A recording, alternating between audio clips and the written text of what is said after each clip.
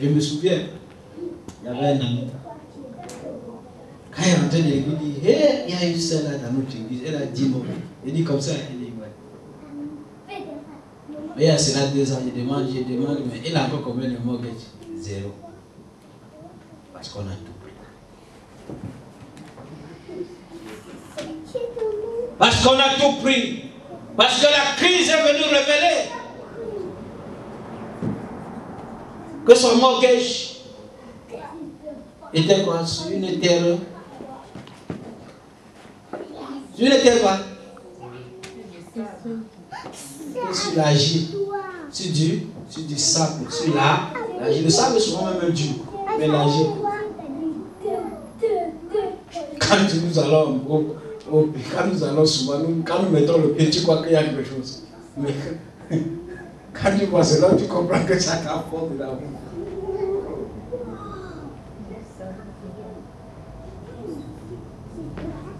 On a poussé les gens à aller prendre des crédits, des mortgages, alors qu'ils n'avaient pas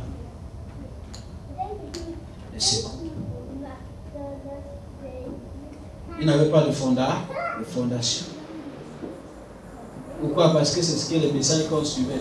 Oh, tu suis le témoin de l'autre. Il y a 3 mortgages. Tu ne cherches pas à savoir comment il a fait pour avoir ça. Et parce que quand la personne est venue donner le témoignage, peut-être elle a donné peut-être 1000 points. N'est-ce pas? Et on a laissé le témoignage passer. Et d'autres ont suivi le témoignage. On a seulement vu là le squelette, n'est-ce pas? La forme, mais on n'a pas vu l'intérieur. Et quelqu'un disait que le diable se cache dans les détails. Le diable se cache dans les détails.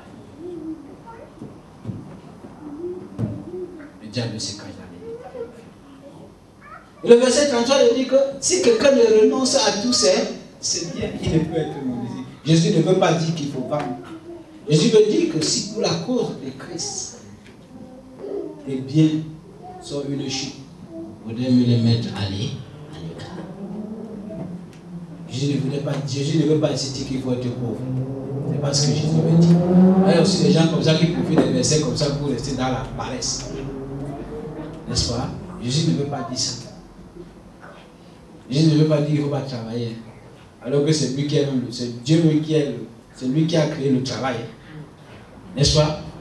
La première fois du travail a été créée à la Genève. Hein? C'est là où le travail a commencé. C'est Dieu qui est le créateur du travail. Et la Bible dit quoi? Que celui qui ne travaille pas ne mange pas.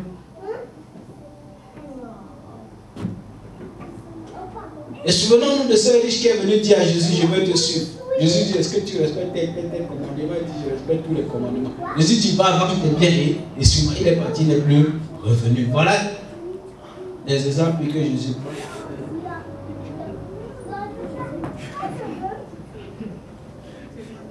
Hein? Voilà les exemples que Jésus prend.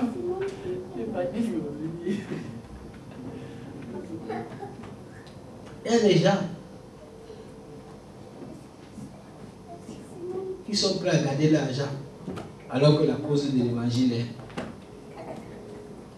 là et qu'il faut financer cette cause. Mais ils préfèrent garder l'argent dans la poche. Mais nous avons vu des gens qui ont remis les derniers centimes parce que Jésus les a touchés. Parce que la cause de Christ était un jeu. Et nous nous souvenons, n'est-ce pas, des chrétiens de la Macédoine. Au début, Paul et le reste n'ont pas voulu qu'ils cotisent, qu'ils participent. Mais ils ont dit non. Ils n'aimeraient pas participer. Voilà, parce qu'ils ont compris. Et Paul nous donne la raison. Il disait que d'abord, parce qu'ils ont d'abord cru en Christ. Voilà la raison. Bien-aimé, être disciple n'est pas chose de faire. La Bible dit, nous devons accorder au Seigneur le crédit pour le contenu de ce qu'il dit. Il savait que la mission qu'il confia à ses serviteurs ne pourrait jamais être accomplie autrement. Pour cela, il a besoin d'hommes et de femmes qu'il estime plus que toute autre chose au monde. Et un auteur le dit, c'est pas moi qui le dis maintenant, ça c'est un auteur qui le dit. L'homme qui agit bien en sa faveur est celui qui abandonne tout pour Christ. Il fait la meilleure des affaires. Il porte la croix pour quelques années ici-bas et obtiendra la vie éternelle dans le monde à venir. Il fait la meilleure des accusations. Il emporte ses richesses avec lui par-delà la tombe. Il emporte ses richesses avec lui par-delà la tombe. Il est riche en grâce maintenant. Il sera riche en gloire demain. Mais plus que toute chose, ce qu'il obtient par la foi en Christ, il ne le perdra jamais. C'est la bonne part qui ne lui sera jamais ôtée. Les biens te seront ôtés, mon ami. Mes biens me seront ôtés, mais la bonne part qui ne te sera jamais ôtée, c'est ce que le Seigneur te donnera. Bien-aimé, le sel est l'image du disciple. La vie d'une personne pieuse et désintéressée exhale un parfum agréable et bienfaisant. Et c'est pour cela que l'Ecclésiaste nous dit quoi?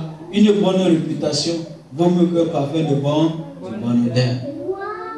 Mais il y a aussi le cas d'un sel qui a perdu sa saveur. Bien aimé, notre sel de table, le sel que nous utilisons à table, elle ne peut pas perdre sa salinité.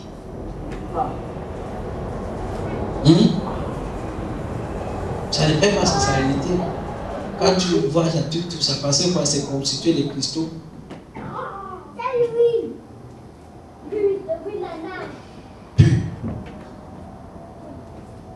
Le sel de table.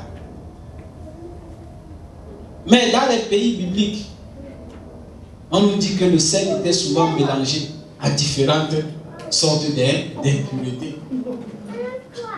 C'est raison pour laquelle ça pouvait perdre sa saveur. Parce que lorsqu'il devient mélangé, les femmes de cuisine, vous connaissez, ça commence à perdre sa salinité s'il est mélangé avec d'autres impuretés. Parce que le sel est constitué des cristaux purs. Mais lorsque tu mélanges ça dans certains pays où l'évangile est passé, on dit que le sel était mélangé avec les cristaux impurs. Donc, le sel proprement dit se dissolve et qu'il ne reste dans le récipient que des résidus insipides. Et sans valeur, il ne pouvait même pas servir comme engrais. Il n'était plus bon à être jeté au feu. Donc c'est de ce sel dont le Seigneur est en train de parler ici. Un sel qui est mélangé avec les cristaux impurs. Et pendant ce temps, qu'est-ce qui se passe? Finalement, le sel perd sa salinité et il ne reste que les cristaux impurs. Ça sert encore, même pas aux engrais. On doit jeter cela.